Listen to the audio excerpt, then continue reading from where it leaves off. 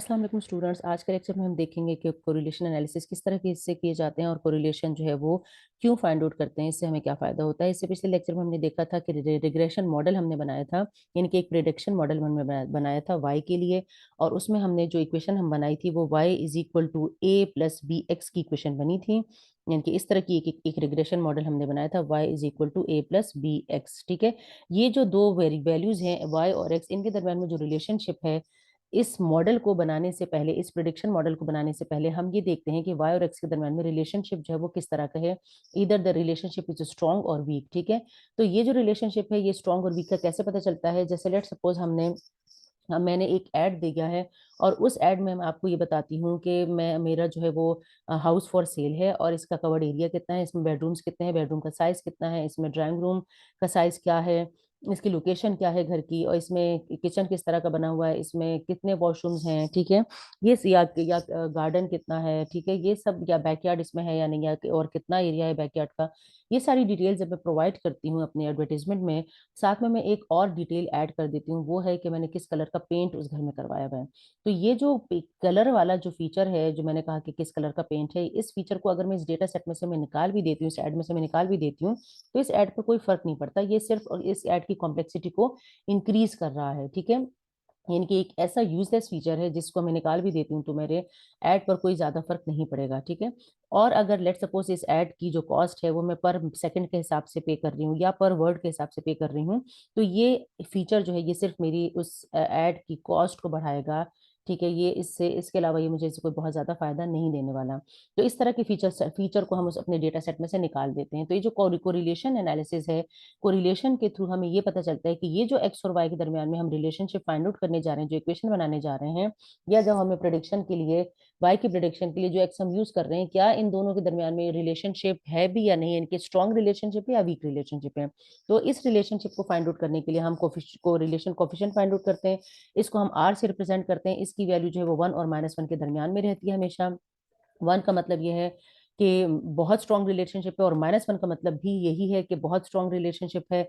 Are अगर की value अगर 0 आ जाती है तो इसका मतलब ये है कि दोनों वेरिएबल्स के दरमियान में कोई रिलेशनशिप नहीं है। जिस तरह से मैंने अभी ऐड वाली एग्जांपल दी, कलर वाली एग्जांपल दी, तो उसमें अगर आप उसका फीचर, उसके आर की वैल्यू निकालेंगे तो वो 0 देगा आर की वैल्यू को। ठीक है, तो अब यहाँ पे 1 और -1 जो है, एक पॉजिटिव है और एक नेगेटिव है, तो इसका मतलब ये है कि कोरिलेशन जो है वो पॉजिटिव भी हो सकता है और नेगेटिव भी हो सकता है। पॉजिटिव कोरिलेशन का मतलब क्या है, दोनों स्ट्रॉन्ग है, -1 भी स्ट्रॉन्ग है, 1 भी स्ट्रॉन्ग है। इसमें दरमियान की कोई वैल्यू भी आ सकती है, जैसे 0.1, 0.2, 0.4, 0.9, कुछ भी वैल्यू आ सकती है, पॉजिटिव साइड पे भी और नेगेटिव साइड पे भी। पॉजिटिव साइड का मतलब ये है, पॉजिटिव आर की वैल्यू अगर आती है तो इसका मतलब ये है कि जो दो एक्स और वाई आपने सेलेक्ट किए हैं, इनका रिलेशनशिप डायरेक्ट रिलेशनशिप, यानी कि एक्स को इंक्रीज करने से वाई भी इंक्रीज हो रहा है, या फिर एक्स को डिक्रीज करने से वाई भी डिक्रीज हो रहा है। ठीक है, और हमारे पास अगर नेगेटिव रिलेशनशिप आ जाता है, यानी कि नेगेटिव कोरिलेशन की वैल्यू आ जाती है, तो इसका मतलब ये है कि जो दो वेरिएबल आपने सेलेक्ट किए एक्स वाई, जिनके दरमियान में आपको रिलेशन फाइंड आउट कर रहे हैं, इनके दरमियान में रिलेशनशिप तो बहुत स्ट्रांग है, या रिलेशनशिप तो या मॉडरेट, या जैसे -0.5 आ जाती है तो हम कहते हैं कि मॉडरेट रिलेशन है दोनों के दरमियान में।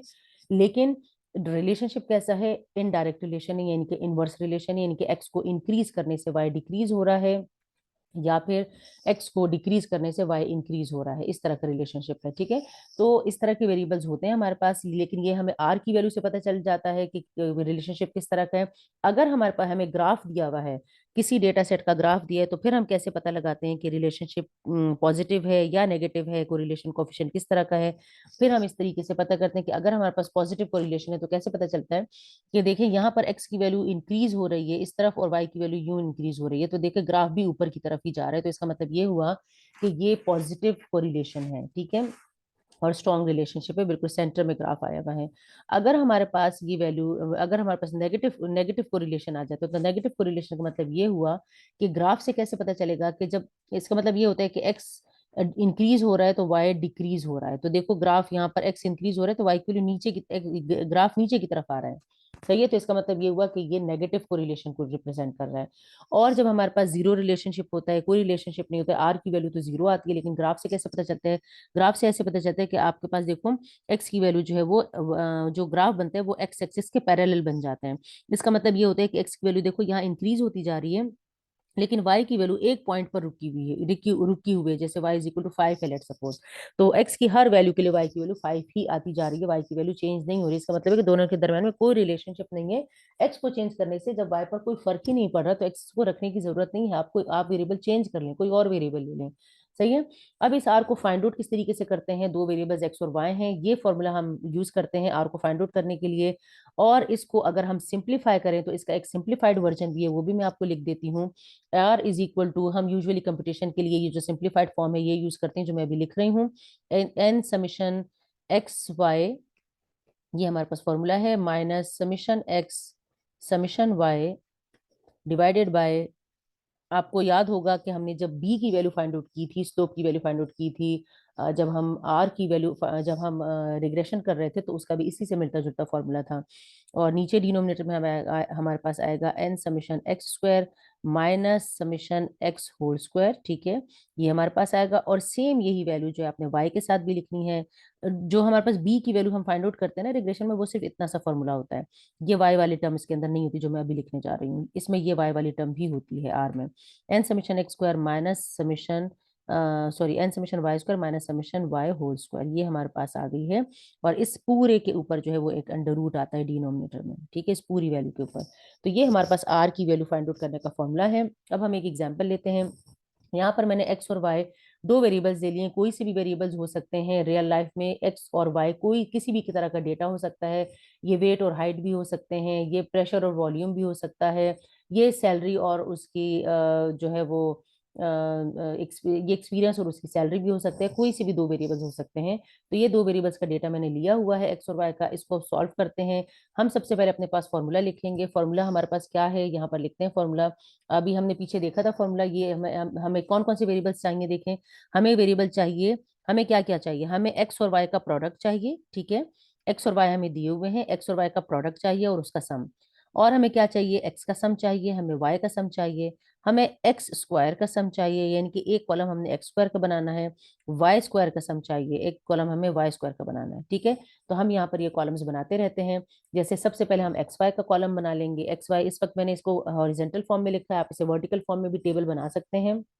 एक्स और वाई की वैल्यूज को लिखा, एक्स और वाई का प्रोडक्ट सबसे पहले फाइंड आउट किया। एक्स और वाई का प्रोडक्ट का मतलब ये है कि जो एक्स की वैल्यूज आपके पास आ रही हैं, आपने सिंपली इन्हें मल्टीप्लाई करना है, यानी कि 50 को 3.1 से मल्टीप्लाई करेंगे तो ये वैल्यू आ जाएगी, इसको इससे मल्टीप्लाई करेंगे तो ये वैल्यू आ जाएगी, इसी तरह से इन दोनों वैल्यूज को मल्टीप्लाई करते रहें तो आपके पास ये वैल्यूज आती रहेंगी, ठीक है। तो ये मेरे पास क्या आ रहा है, एक्स वाई, सही है। इसी तरह से अब नेक्स्ट कॉलम देखते हैं, नेक्स्ट कॉलम एक्स स्क्वायर का बनाया है। एक्स स्क्वायर का मतलब क्या हुआ कि एक्स की जो वैल्यूज आ रही हैं इसी के ऊपर आपने स्क्वायर लेते जाने, इनके 50 का स्क्वायर आ गया या 2500 आ गया, फिर 51 का स्क्वायर लेंगे तो ये वैल्यू आ जाएगी, सही है। इसी तरह से 52 का स्क्वायर ये वैल्यू, 53 का स्क्वायर आ जाएगा तो ये वैल्यू आ जाएगी, 54 का स्क्वायर लेंगे तो ये वैल्यू आपके पास आ जाएगी। और हमें क्या चाहिए था, हमें वाई स्क्वायर रिक्वायर्ड था, तो एक कॉलम हम यहाँ वाई स्क्वायर का बना लेंगे। इस वक्त मैंने हॉरिजॉन्टल फॉर्म में बनाया हुआ है, आप इसे वर्टिकल फॉर्म में भी टेबल बना सकते हैं, इसलिए मैं कॉलम कह रही हूँ। तो हम वाई स्क्वायर लेते हैं, वाई स्क्वायर का मतलब क्या हुआ कि वाई की जो वैल्यूज हैं यहाँ पर इनका स्क्वायर लेंगे तो मेरे पास ये आ जाएगा, ठीक है। इसी तरह से 3.2 का स्क्वायर लेंगे तो ये वैल्यू आ जाएगी, 3.3 का स्क्वायर लेंगे तो आपके पास ये वाली वैल्यू आ जाएगी जो लिखी हुई है, 3.4 का स्क्वायर लेंगे ये वैल्यू आ जाएगी, 3.5 का स्क्वायर लेंगे तो ये वैल्यू आपके पास आ जाएगी। ये सारी वैल्यू जब हमारे पास आ जाएंगी, आपने इनको सम कर लेना है, तो हमारे पास कुछ इस तरह से वैल्यूज आ जाएंगी। यानी कि आपके पास क्या वैल्यू आ रही है, समेशन एक्स आपके पास आ रहा है, समेशन एक्स हम यहाँ पर लिखते हैं, यहाँ पर हम लिख देते हैं समीशन एक्स। समीशन एक्स का मतलब क्या हुआ कि एक्स का जो सम है, ठीक है, यानी कि यहाँ पर हम समीशन एक्स की वैल्यू लिखेंगे, क्या वैल्यू है, 260 हमारे पास समीशन एक्स की वैल्यू आ रही है। फिर क्या है, समीशन वाई है, समीशन वाई की वैल्यू हमारे पास क्या आ रही है, 16.5 वैल्यू आ रही है। और एक्स वाई का प्रोडक्ट आ रहा है 859, ठीक है। इसी तरह से बाकी वैल्यूज भी हम लिख लेंगे। हमारे पास एक्स स्क्वायर की वैल्यू आ रही है 13530, तो 13530 ये वैल्यू आ रही है। और वाई स्क्वायर का सम आ रहा है 54.55, तो ये आ रहा है 54.55, ये मेरे पास वैल्यूज आ गई हैं, ठीक है। ये सारी वैल्यूज जो हमारे पास आई हैं, इसे हम ये जो हमने पीछे जो फॉर्मूला लिखा है इसमें हम सब्स्टिट्यूट कर देंगे। तो फॉर्मूले को लिखते हैं और इसमें वैल्यूज को सब्स्टिट्यूट करते हैं और देखते हैं कि हमारे पास क्या आंसर आता है इसका। फॉर्मूला में एक दफा लिख देती हूँ यहाँ पर, n r is equal to क्या था, एन समेशन एक्स वाई, ठीक है। तो एन की वैल्यू क्या है हमारे पास, एन एन क्या है, total number of individuals, 5 data दिया हुआ, 1 2 3 4 5, 5 वैल्यूज हमें दी हुई हैं। तो एन की वैल्यू हमारे पास हो गई 5। तो हमारे पास क्या है, एन समेशन एक्स वाई, यहाँ पर समेशन एक्स वाई की वैल्यू को आपने लिखना है। तो समेशन एक्स वाई की वैल्यू क्या है, 859 है, तो यहाँ पर हम लिखेंगे 859, ठीक है। फिर क्या है, minus summation x, summation x क्या है, समेशन एक्स इज 260, तो हम लिखेंगे 260। फिर क्या है, समेशन एक्स के साथ प्रोडक्ट में समेशन वाई है, आप प्रीवियस स्लाइड पर फॉर्मूला देख सकते हैं, अपने पास नोट कर लें फॉर्मूला। समेशन वाई हमारे पास है 16.5, तो हम यहाँ लिखेंगे 16.5, ठीक है। डिवाइड में आएगा, डिनोमिनेटर में क्या आएगा, एन समेशन एक्स स्क्वायर, हमारा तो एन की वैल्यू है 5, summation x square, x square का सम, तो एक्स स्क्वायर का सम है 13530, ठीक है। एन समेशन एक्स स्क्वायर है, माइनस समेशन एक्स का होल स्क्वायर, तो समेशन एक्स 260 है, 260 का स्क्वायर आएगा, ठीक है, ये मेरे पास आ जाएगा। फिर हमारे पास क्या है, इसको एक ब्रैकेट में बंद कर दें, क्योंकि हमने इसके साथ वाई वाली वैल्यूज भी लिखनी है। यहाँ पर हम वाई वैल्यूज लिखते हैं, n summation y square, summation y square ये आया है हमारे पास, ठीक है। यहाँ पर भी मैंने लिखा हुआ है, तो समेशन वाई स्क्वायर है 54, समेशन वाई है 54.55, ठीक है। फिर है माइनस समेशन वाई का होल स्क्वायर, समेशन वाई हमारे पास क्या है 16.5, यानी कि 16.5 का होल स्क्वायर आपने लिखना है। यहाँ पर हम इस ब्रैकेट को करते हैं बंद और पूरी वैल्यू को हम स्क्वायर रूट के अंदर लिख देते हैं, ठीक है, डिनोमिनेटर पर स्क्वायर रूट है। तो इसे जब आप सॉल्व करेंगे तो आपके पास आर की वैल्यू एग्जैक्टली 1 आ रही है। आपके पास 0.99, 0.9, 0.8, 0.7 कुछ भी आ सकती है, लेकिन हमेशा -1 और 1 के दरमियान में ही रहेगी, ठीक है, इससे बड़ी वैल्यू नहीं आएगी आपके पास। तो आर की वैल्यू 1 इस चीज को इंडिकेट कर रही है कि जो दो वेरिएबल्स हमने लिए हैं, चाहे ये रियल लाइफ में किसी भी चीज को इंडिकेट कर रहे हैं, दोनों के दरमियान में बहुत स्ट्रॉन्ग रिलेशनशिप है और पॉजिटिव कोरिलेशन है। इसका मतलब ये है कि एक्स की वैल्यू को इंक्रीज करने से वाई इंक्रीज हो रहा है और एक्स को डिक्रीज करने से वाई डिक्रीज हो रहा है, ठीक है। तो ये हमारे पास कोरिलेशन एनालिसिस यहाँ पर कंप्लीट होता है। अगर आपने चैनल को सब्सक्राइब नहीं किया तो काइंडली चैनल को सब्सक्राइब कर लें, ताकि और बेल आइकन प्रेस कर दें, ताकि आपको नेक्स्ट आने वाली वीडियो जो है वो फौरन मिल सके।